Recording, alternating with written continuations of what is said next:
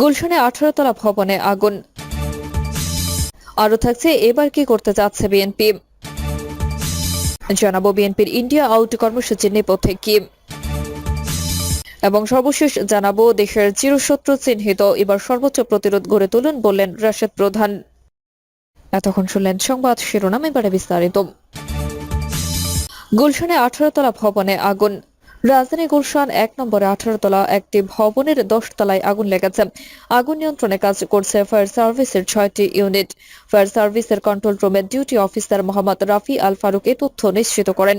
রাফি আল ফারুক বলেন, গুলশান 1 নম্বরে W R টাওয়ারের 18 তলা ভবনের 10 তলায় আগুন লেগেছে। বর্তমানে ফায়ার সার্ভিসের 6টি ইউনিট কাজ করছে, আরো কয়েকটি ইউনিট ঘটনাস্থলে যাচ্ছে। প্রাথমিকভাবে আগুন লাগার কারণ ও হতাহতের কোনো খবর জানাতে পারেনি ফায়ার সার্ভিসের কর্মকর্তা। বিএনপির ইন্ডিয়া আউট কর্মসূচির নেপথ্যে কি? বিএনপি ভারত বিরোধী কর্মসূচি গ্রহণ করেছে। ভারতীয় পণ্য বর্জনের যে ডাক দেওয়া হয়েছে সেই ডাকের নেপথ্যে বিএনপি মালদ্বীপের কায়দায় ইন্ডিয়া আউট কর্মসূচি গ্রহণ করেছে। দীর্ঘ 17 বছর ক্ষমতার বাইরে থাকা দলটি এর প্রধান উদ্দেশ্য হল ভারতকে চাপে ফেলা।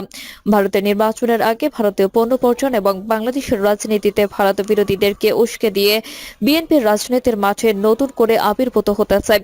বিএনপির একাধিক শীর্ষ নেতা মনে করেন যে বর্তমান সরকার ক্ষমতায় টিকে আছে ভারতের জন্যই। বিএনপি নেতারা এটাও মনে করেন যে 7 জানুয়ারি নির্বাচন কোনোভাবে আন্তর্জাতিক অঙ্গনে গ্রহণযোগ্য এবং স্বীকৃত হতো না যদি ভারত এরকম ভূমিকা না নিত।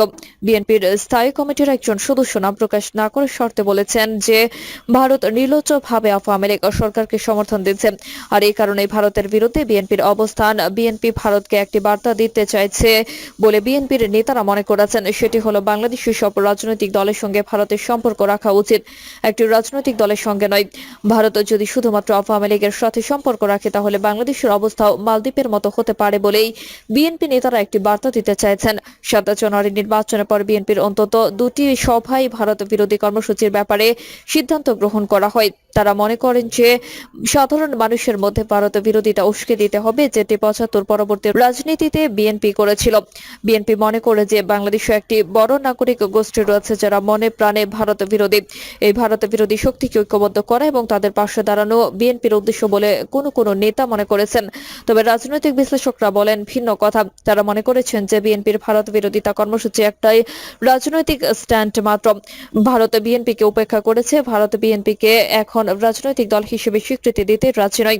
এরকম একটি বাস্তবতায় বিএনপি মনে করেছে যদি তারা বাংলাদেশে একটি ভারত বিরোধী অবস্থান তৈরি করতে সক্ষম হয় তাহলে ভারত আবার বিএনপির সঙ্গে ঘনিষ্ঠ হওয়ার চেষ্টা করবে এবং ভারতের সঙ্গে বিএনপির সঙ্গে সুসম্পর্ক গড়ে তুলতে আগ্রহী হবে, যেটি 90-এর দশকে হয়েছিল।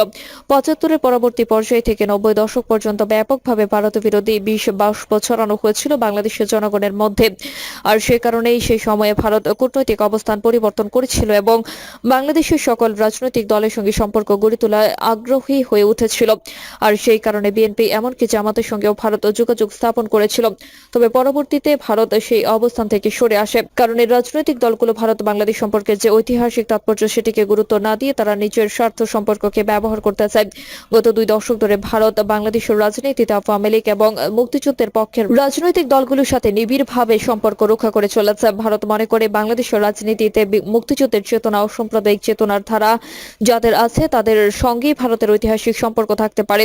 অন্যদিকে বিএনপি মনে করেছে যে ভারত আওয়ামী লীগকে যেভাবে পৃষ্ঠপোষকতা দিচ্ছে তাতে আওয়ামী লীগ ক্ষমতায় থাকতে পারছে, আর এই কারণে তারা মালদ্বীপের আদনে ইন্ডিয়া আউট কর্মসূচি গ্রহণ করেছে।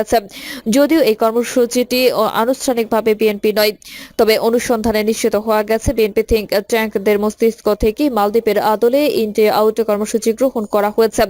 ইন্ডিয়া আউট কর্মসূচি মূলত মালদ্বীপের একটি কর্মসূচি যেখানে মালদ্বীপের চীনপন্থী রাজনৈতিক দলগুলো ইন্ডিয়া আউট কর্মসূচির মাধ্যমে ভারতীয় পণ্য বর্জন শুরু করে। বাংলাদেশেও এরকম একটি কর্মসূচির আহ্বান জানানো হয়েছে, কিন্তু এখন পর্যন্ত এই কর্মসূচির কোনো প্রভাব বাজারে পড়ছে বলে মনে হয় না। তবে ইন্ডিয়া আউট কর্মসূচির মাধ্যমে বাংলাদেশে নতুন করে ভারত বিরোধিতা উস্কে দেওয়ার ফলে রাজনীতিতে একটি নতুন মেরুকরণের শঙ্কা রয়েছে। এখন দেখার বিষয় যে বিএনপি ভারত বিরোধিতা করে রাজনীতিতে কতদিন টিকে থাকতে পারে। এবার কি করতে চাচ্ছে বিএনপি? ভারতীয় পণ্য বর্জনের পক্ষে কিছুদিন ধরে বাংলাদেশে যে প্রচারণা চলছিল, গত বুধবার সেই কার্যক্রমে সংহতি প্রকাশ করেছেন বিএনপির একজন মুখপাত্র। এরপরই দলটির ভারত বিরোধিতার বিষয়টি বেশ আলোচনায় আসে। স্বাভাবিকভাবেই প্রশ্ন উঠেছে, বিএনপি কি তাহলে আনুষ্ঠানিকভাবে ভারত বিরোধী অবস্থান নিল? দলীয়ভাবে ভারতীয় পণ্য বর্জন প্রচারণায় জড়িয়ে পড়ল? এ নিয়ে দলের ভেতরেও নানা আলোচনা আছে। ভারতের বিষয়ে বিএনপির অবস্থান আসলে কি, তা নিয়ে দলের নেতাদের মধ্যে বিভ্রান্তিও আছে। ফলে ভারতের বিষয়ে এক সুরে বক্তব্য আসছে না। বিষয়টি সুরাহার জন্য দলের স্থায়ী কমিটির পরবর্তী বৈঠক আলোচনা হতে পারে বলে দায়িত্বশীল সূত্র জানা গেছে। দলটির শীর্ষ পর্যায়ে নেতাদের সঙ্গে কথা বলে জানা গেছে, দলীয়ভাবে ভারতের নেতিবাচক কর্মকাণ্ডের বিরুদ্ধে অবস্থান ধরে রাখতে চান শীর্ষ পর্যায়ে নেতারা। তবে সেটি শুধু বিরোধিতার অর্থে নয়, দেশের স্বার্থ ও সামগ্রিক রাজনৈতিক প্রেক্ষাপট বিবেচনা করে এই বিষয়ে কর্মকৌশল ঠিক করা উচিত বলে মনে করেন তারা। বিএনপি নেতারা মনে করেন, গত 3টি জাতীয় নির্বাচনে ভারতের অবস্থান জনগণের প্রত্যাশার প্রতিফলন ঘটেনি।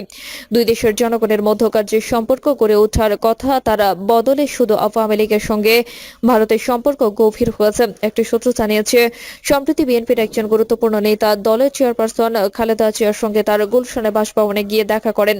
দলের নেত্রীর সঙ্গে কথার এক পর্যায়ে ভারতের বিষয়টি আলোচনায় আনেন ওই নেতা। তার বক্তব্যের সঙ্গে একমত পোষণ করে খালেদা জিয়া 2008 সালের আগ পর্যন্ত বিএনপির ভারত বিরোধী কৌশলগত অবস্থানকে সমর্থন করে। নাম প্রকাশে অনিচ্ছুক দলের একজন গুরুত্বপূর্ণ নেতা বলেন, সীমান্ত হত্যা, তিস্তা সহ অভিন্ন নদীর পানি বন্টন, বাণিজ্যিক বৈষম্য, রাজনীতিতে হস্তক্ষেপ সহ বিভিন্ন বিষয়ে একটি ভারত বিরোধী অবস্থান গড়ে তোলার পক্ষে নেতাদের প্রায় সবাই একমত। তাছাড়া ভৌগোলিক কারণে বাংলাদেশের মানুষের ভারত বিরোধী দৃষ্টিভঙ্গিকে বিএনপি সবসময় সমর্থন জানিয়েছিল। সেই রাজনীতির ধারাটা আবার ফিরিয়ে আনার চেষ্টা চলছে। দলের উচ্চ পর্যায়ের নেতারা মনে করেন, কিছুদিন আগেও ভারতের বিষয়ে প্রতিক্রিয়া জানানো তাদের জন্য ততটা সহজ ছিল না। নির্বাচনের আগে দলের শীর্ষ নেতৃত্বের ভারত বিরোধী বক্তব্যের পর সেই অবস্থার পরিবর্তন হয়েছে। নির্বাচনের পূর্বাপর কয়েকটি ঘটনা এবং সীমান্তে বিএসএফ এর গুলিতে বাংলাদেশি নিহত হওয়ার পরিপ্রেক্ষিতে বিএনপি কড়া প্রতিবাদ জানিয়েছে। বিএনপির উচ্চ পর্যায়ের সূত্র জানায়, বিভিন্ন সময় ভারতের উচ্চ পর্যায়ের সঙ্গে বৈঠকে দেশটির পক্ষ থেকে যেসব শর্ত দেওয়া হয়েছিল তা একেবারেই অগ্রহণযোগ্য। বিএনপি নেতৃত্ব এবং দেশের অভ্যন্তরীণ কতগুলো বিষয় সামনে আনা হয়েছিল, যা কৌশলগত কারণে বিএনপির পক্ষে মানা সম্ভব ছিল না। দলটির নেতাদের ধারণা, বিএনপির সঙ্গে সমঝোতা এড়াতে এই সব শর্ত দেওয়া হয়েছিল। ফলে একটি নির্দিষ্ট সময়ের পর বিএনপি ভারতের বিষয়ে প্রতিক্রিয়াহীন থাকা সম্ভব হয়নি। বিএনপি নেতা আব্দুল আউয়াল মিন্টু কালের কণ্ঠকে বলেন, অনেক কিছু বদলাতে পারলেও প্রতিবেশী পরিবর্তন করা সম্ভব নয়, এটি বাস্তবতা। আবার ভারত বৃহৎ গণতান্ত্রিক দেশ, সেটিও অস্বীকার করা সম্ভব নয়। সব দিক বিবেচনায় আমরা এই গণতান্ত্রিক প্রতিবেশীর সঙ্গে সম্পর্ক সব সময় ভালো রাখতে চাই। আব্দুল আউয়াল মিন্টু বলেন, গণতান্ত্রিক দেশ হওয়া সত্ত্বেও ভারত বাংলাদেশের অবৈধ ও অগণতান্ত্রিক সরকারকে সমর্থন ও সহযোগিতা করে দেশের স্বৈরাচার প্রতিষ্ঠিত হয়েছে। জনগণের ভোটাধিকার হরণ হয়েছে। এইসব কারণে দেশের জনগণ বিক্ষুব্ধ হয়ে উঠেছে। জনগণের দল হিসেবে বিএনপি